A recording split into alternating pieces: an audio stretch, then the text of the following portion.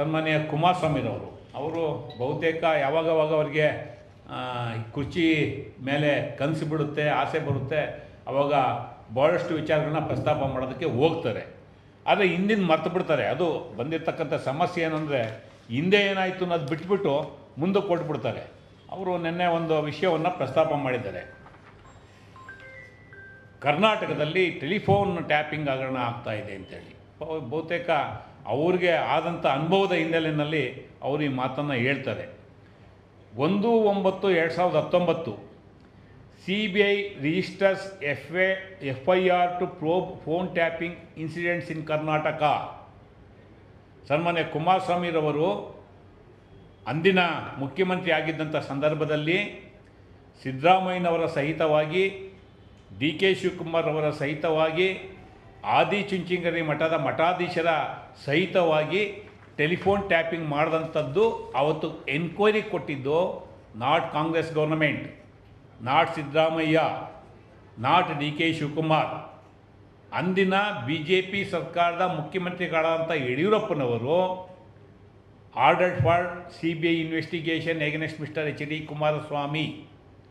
ಬಹುತೇಕ ಇದನ್ನು ಮರೆತುಬಿಟ್ಟು ಕುಮಾರಸ್ವಾಮಿರವರು ಇವತ್ತು ಬೇರೆ ಬೇರೆಯವ್ರ ಮೇಲೆ ಅಲಿಗೇಷನ್ ಮಾಡೋದಕ್ಕೆ ಹೋಗ್ತಾ ಇದ್ದಾರೆ. ಇಂದಿನ ಘಟನೆಗಳು ನಾನು ಉಲ್ಲೇಖ ಮಾಡೋದಕ್ಕೆ ಹೋಗೋದಿಲ್ಲ.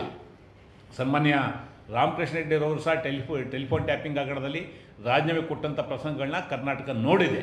ಆದರೆ ರಾಜಕೀಯವಾಗಿ ಕರ್ನಾಟಕದಲ್ಲಿ ನೀವೇನು ಮಾಡಿದ್ರಿ ಒಬ್ಬ ಮುಖ್ಯಮಂತ್ರಿ ಆಗಿರ್ತಕ್ಕಂಥದ್ದು ಇದು ಭಾಳ ಪ್ರಮುಖವಾದಂಥ ವಿಚಾರ. ಆವತ್ತು CBI FIR ರಿಜಿಸ್ಟರ್ ಮಾಡಿದ್ರು, ಅಕ್ಯೂಸ್ಡ್ ಅನ್ನೋನ್ ಪರ್ಸನ್ಸ್ ಅಂತೇಳಿ FIR ರಿಜಿಸ್ಟರ್ ಆಯಿತು.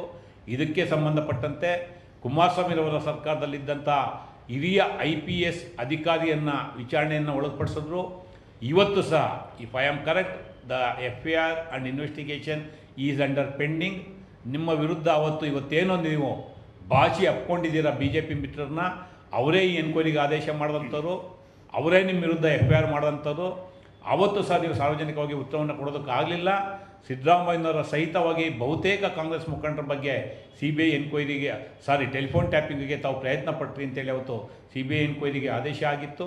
ಹಾಗಾಗಿ ಮೊದಲು ಬೇರೆಯವರ ಮೇಲೆ ಆರೋಪ ಮಾಡೋದಕ್ಕೆ ಮುಂಚೆ ಸನ್ಮಾನ್ಯ ಕುಮಾರಸ್ವಾಮಿರವರು ಇತಿಹಾಸದ ಪುಟಗಳನ್ನ ತಿರುವಿ ನೋಡಬೇಕಾಗುತ್ತೆ. ಇವತ್ತು ಟೆಲಿಫೋನ್ ಟ್ಯಾಪಿಂಗ್ ಮಾಡಿ ಸರ್ಕಾರ ನಡೆಸುವಂಥ ಅನಿವಾರ್ಯತೆ ಕಾಂಗ್ರೆಸ್ ಪಕ್ಷಕ್ಕಾಗಲಿ, ಸಿದ್ದರಾಮಯ್ಯನವ್ರಿಗಾಗಲಿ, DK ಶಿವಕುಮಾರ್ ಅವ್ರಿಗಾಗಲಿ, ನಮ್ಮ ಸರ್ಕಾರಕ್ಕಾಗಲಿ ಇಲ್ಲ ಅನ್ನೋ ಮಾತನ್ನು ಸನ್ಮಾನ್ಯ ಕುಮಾರಸ್ವಾಮಿರವರಿಗೆ ಹೇಳ್ತಾ, ಮೊದಲು ನಿಮ್ಮ ಮೇಲೆ ಆದಂಥ ಎನ್ಕ್ವೈರಿ ಏನಾಯಿತು, CBI ಎನ್ಕ್ವೈರಿ ಮುಗೀತಾ ಅಥವಾ ತಾವತ್ತೇನು ಹೇಳಿಕೆಯನ್ನು ಕೊಟ್ಟರೆ ತಮ್ಮ ಸರ್ಕಾರದಲ್ಲಿ ಇದ್ದಂತಹ ಯಾವ ಪೊಲೀಸ್ ಅಧಿಕಾರಿಗಳು ಈ ತನಿಖೆಗೆ ಒಳಪಟ್ಟಿದ್ರು, ಇದನ್ನು ತಮಗೆ ನೈತಿಕತೆ ಇದ್ದರೆ ಸಾರ್ವಜನಿಕವಾಗಿ ತಾವು ಹೇಳಬೇಕು ಅನ್ನೋ ಮಾತನ್ನು ಹೇಳಿ ಕೇವಲ ಪ್ರಚಾರಕ್ಕೋಸ್ಕರ ಇಂತಹ ಹೇಳಿಕೆಗಳನ್ನ ಕೊಡುವಂಥದ್ದನ್ನ ಸನ್ಮಾನ್ಯ ಕುಮಾರಸ್ವಾಮಿರವರು ನಿಲ್ಲಿಸಬೇಕು ಅಂತೇಳಿ ನಾನು ಕಾಂಗ್ರೆಸ್ ಪಕ್ಷದ ಪರವಾಗಿ ಅವರಿಗೆ ಒತ್ತಾಯವನ್ನು ಮಾಡ್ತೇನೆ.